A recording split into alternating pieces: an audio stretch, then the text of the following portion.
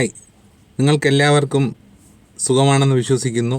ഞാൻ ഒരു പുതിയ വീഡിയോയുമായിട്ടാണ് വന്നിരിക്കുന്നത്. നമുക്ക് വീഡിയോയിലേക്ക് കിടക്കാം. ഡിജോ ജോസ് ആൻ്റണി സംവിധാനം ചെയ്ത ജനഗണമന എന്ന ചിത്രത്തിൻ്റെ പ്രസ് മീറ്റിൽ രസകരമായ ഒരു ചോദ്യം പൃഥ്വിരാജിനോട് ഒരു പത്രക്കാരൻ ചോദിച്ചു.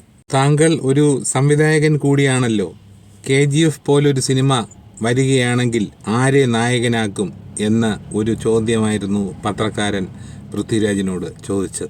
ആരെയും ഞെട്ടിക്കുന്ന ഒരു ഉത്തരമായിരുന്നു പൃഥ്വിരാജിൽ നിന്ന് പത്രക്കാരന് കിട്ടിയത്. ഉണ്ണി മുകുന്ദൻ എന്നാണ് പൃഥ്വിരാജ് അവരോട് പറഞ്ഞത്.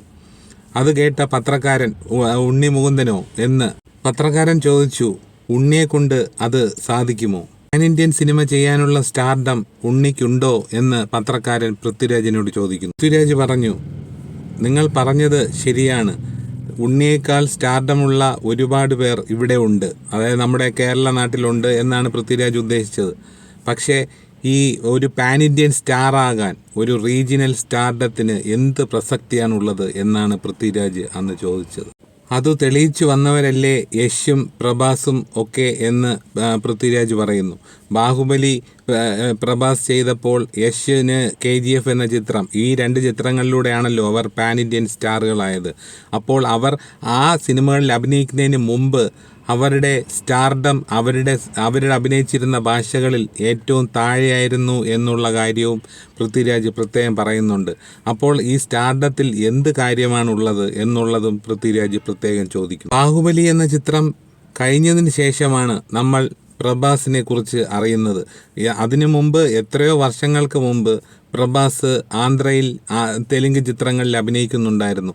ഈ ബാഹുബലിക്ക് ശേഷമാണ് ഞാൻ പ്രഭാസ് ചിത്രങ്ങൾ ഇതിനു മുമ്പ് ഉണ്ടായിരുന്നോ ആ ചിത്രങ്ങൾ ഒന്ന് കാണണ്ടേ എന്ന് കരുതി തിരഞ്ഞുപിടിച്ച് പ്രഭാസ് അഭിനയിച്ച പഴയ ചിത്രങ്ങൾ കാണാൻ ശ്രമിച്ചത് ഞാൻ ഇന്നും ഓർക്കുന്നു. അതുപോലെ തന്നെ KGF എന്ന സിനിമയിൽ വന്ന യശ്, ഈ KGF എന്ന സിനിമ തിരുവനന്തപുരത്ത് റിലീസ് ചെയ്ത സമയത്ത് ആദ്യം റിലീസ് ചെയ്തു. അത് കഴിഞ്ഞ് സിനിമ തിയേറ്ററിൽ നിന്ന് മാറി. അപ്പോൾ ഞാൻ സാറിന് നോക്കുമ്പോൾ ഈ പോസ്റ്ററുകളൊക്കെ ഇങ്ങനെ കാണുന്നു. KGF ചാപ്റ്റർ 1 എന്ന് കാണുന്നു. ഒരു താടി വെച്ച ഒരു നായകനാണ്. അപ്പോൾ ഞാൻ ഈ പുതിയ നായകനായതുകൊണ്ട് തന്നെ അതൊരു കന്നഡ സിനിമയാണ് മലയാളത്തിലേക്ക് മൊഴിമാറ്റം ചെയ്ത് വന്നിരിക്കുന്നതെന്ന് അറിഞ്ഞപ്പോൾ ഞാൻ ആ സിനിമ കാണാൻ ശ്രമിച്ചില്ല.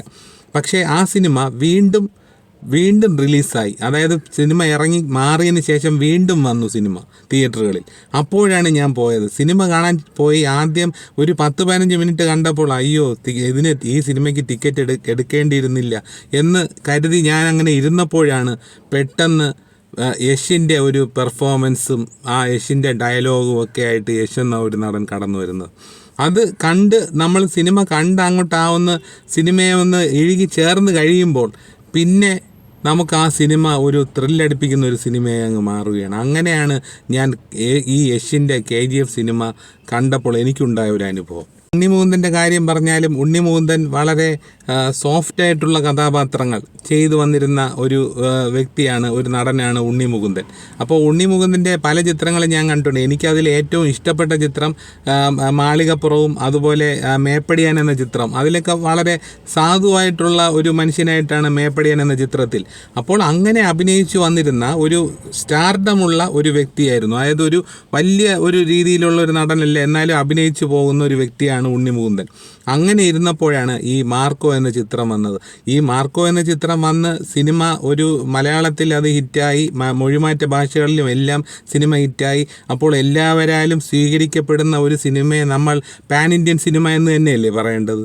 അത് മൊഴിമാറ്റം ചെയ്ത് ഇപ്പോൾ യശായാലും പ്രഭാസ് ആയാലും അവരുടെ ഭാഷകളിൽ മാത്രം ആ സിനിമ കാണിച്ചിരുന്നെങ്കിൽ നമ്മൾ ആരും അറിയില്ലായിരുന്നു അവരെക്കുറിച്ച്. അത് മൊഴിമാറ്റം ചെയ്ത് മറ്റു ഭാഷകളിലേക്ക് വരികയും കൂടി ചെയ്തപ്പോഴാണ് നമ്മൾ പല സംസ്ഥാനങ്ങളിലുള്ളവർ അവരെ കാണുകയും അവരുടെ പെർഫോമൻസ് കാണുകയും അവരെ വിലയിരുത്തുകയും ചെയ്തത്. അപ്പോൾ അങ്ങനെ നമ്മൾ ഒരു നടനെ നമ്മൾ പാൻ ഇന്ത്യൻ സ്റ്റാർ ആക്കുന്ന ഒരു പ്രക്രിയയാണ് അവിടെ സംഭവിക്കുന്നത്. ഇപ്പോൾ ഈ ഉണ്ണി മുകുന്ദൻ്റെ കാര്യം പറയുകയാണെങ്കിൽ അദ്ദേഹം മലയാള സിനിമയിൽ അഭിനയിച്ചുകൊണ്ടിരുന്ന ഒരു വ്യക്തിയാണ്. പെട്ടെന്നൊരു സുപ്രഭാതത്തിൽ അങ്ങേർക്കൊരു വലിയ ഒരു ഹിറ്റ് കിട്ടിയപ്പോൾ അദ്ദേഹം ഒരു പാൻ ഇന്ത്യൻ സ്റ്റാറായി. അത് മലയാള സിനിമയുടെ നേട്ടമാണ്. ഇത്രയും ബഡ്ജറ്റിലെടുത്ത ഒരു സിനിമ, 30 കോടി ബഡ്ജറ്റിലെടുത്ത സിനിമ ഒരു പാൻ ഇന്ത്യൻ ലെവലിലേക്ക് മാറുക എന്ന് പറയുന്നത് മലയാള സിനിമയുടെ വിജയമായിട്ട് തന്നെയാണ് കാണേണ്ടത്. ഇപ്പോൾ നമ്മൾ മനസ്സിലാക്കേണ്ടത് പൃഥ്വിരാജിൻ്റെ വാക്കുകൾ അന്വർത്ഥമാക്കുന്ന തരത്തിലുള്ള ഒരു പ്രവൃത്തിയാണ് ഇപ്പോൾ ഉണ്ണി മുകുന്ദനിൽ നിന്നും ഉണ്ടായിരിക്കുന്നത്. പൃഥ്വിരാജിനെ കുറിച്ച് 2 വാക്ക് പറയട്ടെ. ഈ പൃഥ്വിരാജ് എന്ന നടൻ്റെ ഒരു അഭിമുഖം വർഷങ്ങൾക്ക് മുമ്പ് അദ്ദേഹം, എനിക്ക് തോന്നുന്നു ഈ ഒരു 2017-18 കാലഘട്ടത്തിലുള്ള ഒരു അഭിമുഖമാണെന്ന് തോന്നുന്നു. ആ അഭിമുഖം ചെയ്യുന്ന വ്യക്തി ചോദിക്കുകയാണ് പൃഥ്വിരാജിനോട്, പൃഥ്വിക്ക് എന്തൊക്കെയാണ് ഭാവിയിൽ പൃഥ്വിരാജ് എന്ന നടനിൽ നിന്ന് പ്രേക്ഷകർ പ്രതീക്ഷിക്കേണ്ടത് എന്നപ്പോൾ പൃഥ്വിരാജ് വ്യക്തമായ കാഴ്ചപ്പാടോടുകൂടി 1-2 കാര്യങ്ങൾ പറയുന്നുണ്ട്. 1, മികച്ച കുറേ ചിത്രങ്ങൾ നിർമ്മിക്കുന്ന ഒരു നല്ല നിർമ്മാതാവണം എന്നും പറയുന്നു. അതുപോലെ അടുത്ത് പൃഥ്വിരാജ് പറഞ്ഞത്, ഒരു മികച്ച സിനിമകൾ സംവിധാനം ചെയ്യുന്ന, അത് നല്ല വൃത്തിക്കും വെടിപ്പിനും സംവിധാനം ചെയ്യുന്ന ഒരു സംവിധായകനാകണം എന്നുള്ളതും പൃഥ്വിരാജ് ആഗ്രഹമായി പറയുന്നുണ്ട്. ഇപ്പോൾ ഈ പറഞ്ഞ 2 കാര്യവും, പൃഥ്വിരാജ് പറഞ്ഞ 2 കാര്യവും ഇപ്പോൾ സാധിച്ചിരിക്കുകയാണ്. ദീർഘവീക്ഷണമുള്ള ഒരു നടനാണ് പൃഥ്വിരാജ്. അതുകൊണ്ട് തന്നെയാണ് ഇത്തരം ഭാവിയിൽ നടക്കുന്ന കാര്യങ്ങൾ നേരത്തെ പറയാനുള്ള ഒരു കഴിവും അതിനനുസരിച്ചുള്ള ശ്രമവും പൃഥ്വിരാജിൽ നിന്ന് എന്നും ഉണ്ടായിക്കൊണ്ടിരിക്കുകയാണ് എന്നാണ് എനിക്ക് പറയാനുള്ളത്.